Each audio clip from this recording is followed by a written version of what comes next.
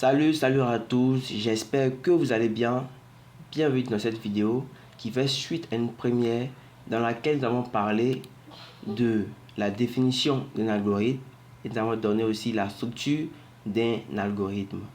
Et bien dans cette vidéo, nous allons parler des variables et des constantes. Nous allons voir c'est quoi les variables et c'est quoi les constantes dans un programme ou dans un algorithme.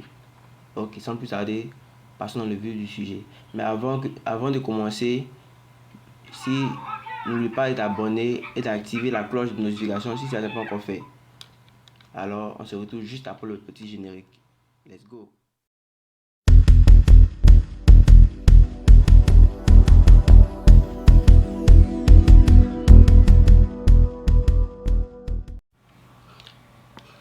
Ok, donc let's go les gars.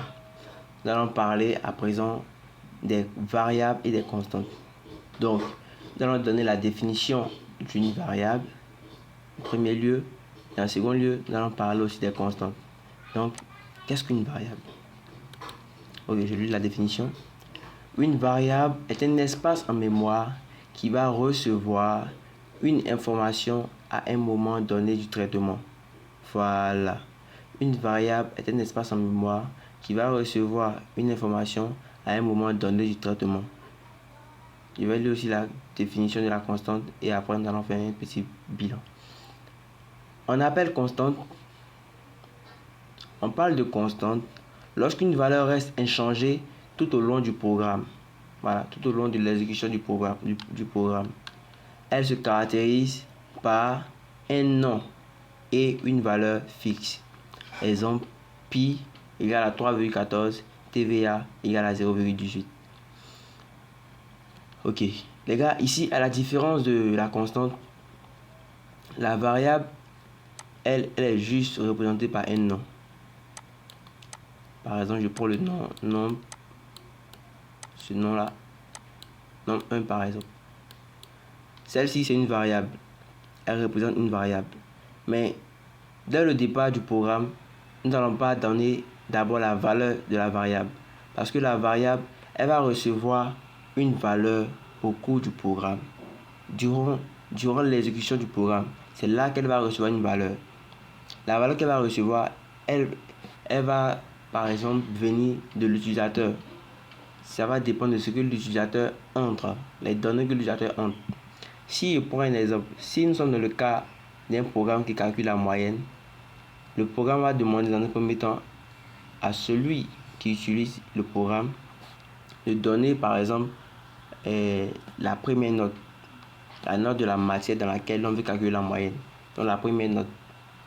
Donc la note que l'utilisateur va saisir, c'est cette valeur-là, cette note-là que l'on va attribuer à une variable qui est ici, qu'on a défini en premier lieu, qu'on a défini prioritairement.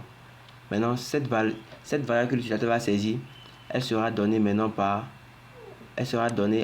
au nom qui est là, qui sera associé. Donc, par exemple, je fais par affectation. Si l'on a nombre 1, alors la variable 1 prendra la valeur que l'utilisateur va saisir. Supposons que l'utilisateur a eu, par exemple, il a bien travaillé avec 14 de moyenne. Et 14, pour la note de 14 dans la matière, par exemple, mathématiques. Donc, maths égale à 14, non. Première note en maths. Donc, ici, j'ai une instruction qui va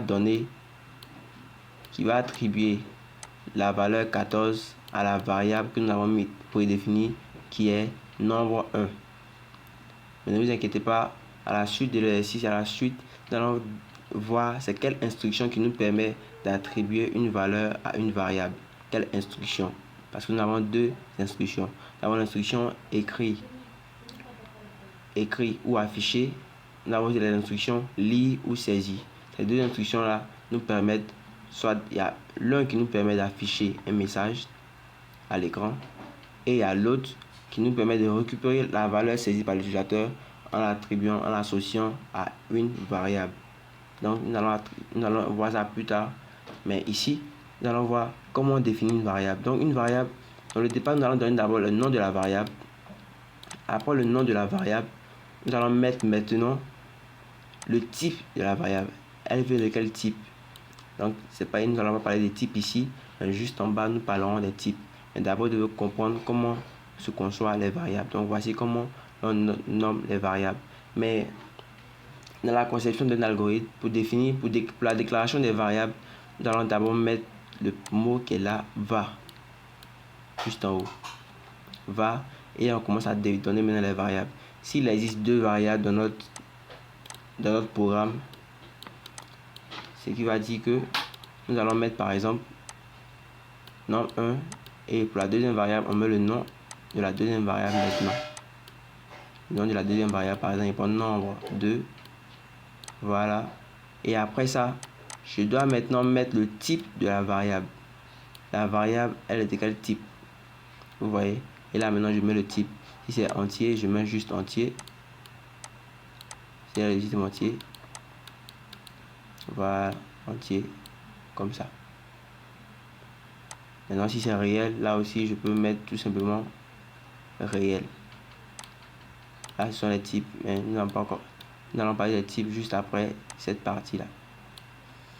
Donc, réel. Voilà. Donc, c'est un peu ça la conception des constantes et des variables.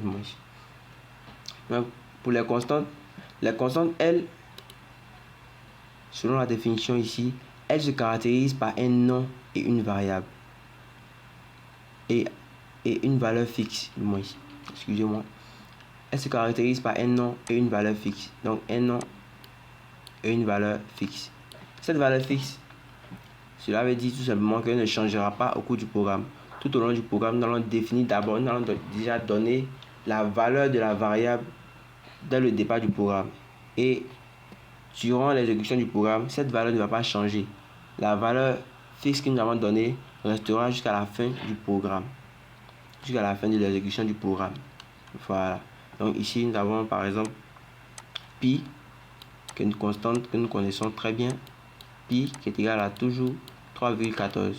Donc c'est ainsi que nous allons déclarer les variables, les constantes dans notre programme. Donc pi par exemple est à 3,14. Si je prends une deuxième constante encore, TVA, la TVA qui est égale aussi à 0,18. Je mets égal à 0,18. Voilà. C'est ainsi que nous déclarons les constantes. Voilà. Donc les constantes, eux, on donne d'abord le nom des constantes. Ensuite, on la fait correspondre à une valeur. Et cette valeur restera inchangée tout au long du programme. Elle ne changera pas. Voilà. Maintenant, pour concevoir les noms des variables, par exemple, ici, vous avez vu que j'ai mis nombre 1, nombre 2. Allons voir les noms des variables. Donc, nom de variable. Donc, ici, le nom d'une variable ne doit jamais commencer par un chiffre, mais peut se terminer par un chiffre. Donc, là, on ne peut pas écrire une variable, donner ce nom-là à une variable. Par exemple, je prends un nombre. Voilà, comme ça, elle ne passera pas. Voilà. Pour écrire une variable, il faut d'abord commencer par une lettre. Peu importe la lettre. Si elle est majuscule, elle commence par une lettre majuscule ou minuscule, elle passe. Mais souvent, il y a des langages de programmation qui demandent à ce que l'on commence toujours par une lettre minuscule. Voilà. Mais dans la conception de l'algorithme, vous pouvez utiliser les lettres majuscules. Voilà. Et en fonction du langage que vous allez utiliser pour traduire ce langage, pour traduire cet algorithme, vous allez maintenant adapter cela à l'exécution. Vous allez adapter cela au langage de programmation. Donc ici, nous avons nombre 1, A c'est une variable. Vous pouvez prendre même une variable qui est A, tout dépend de vous. Même vous pouvez prendre B, tout dépend de vous, ou un A minuscule, tout dépendra de vous. Voilà. N'oubliez pas de déclarer les variables et les constantes avant le début des instructions. Voilà. Donc, c'est un peu ça. Maintenant, si vous avez bien compris cette partie, nous avons les variables, la déclaration des... Mais dans la conception de l'algorithme, nous déclarons d'abord si elle existe bien, si elle existe, les constantes. Nous déclarons les constantes d'abord, si les constantes existent. Et après les constantes, nous allons déclarer aussi les variables, si elles aussi elles existent bien et bien. Parce qu'il y a des programmes dans lesquels l'on n'a pas de constante. Des programmes qui ne demandent pas des constantes. Il y a aussi des programmes qui n'ont pas de variables. Tout varie en fonction des deux. Il y a des programmes aussi qui contiennent les deux, qui contiennent des constantes et qui contiennent aussi des variables.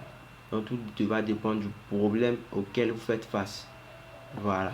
Parce que quand une algorithme, elle est écrite à travers un problème. Elle vient pour résoudre un problème. Donc lorsque vous serez en face d'un problème, vous allez pouvoir adapter cela à votre guide. Voilà.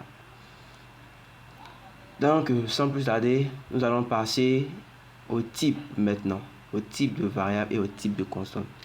Donc n'oubliez pas aussi de vous abonner et d'activer la cloche de notification si cela n'est pas encore fait.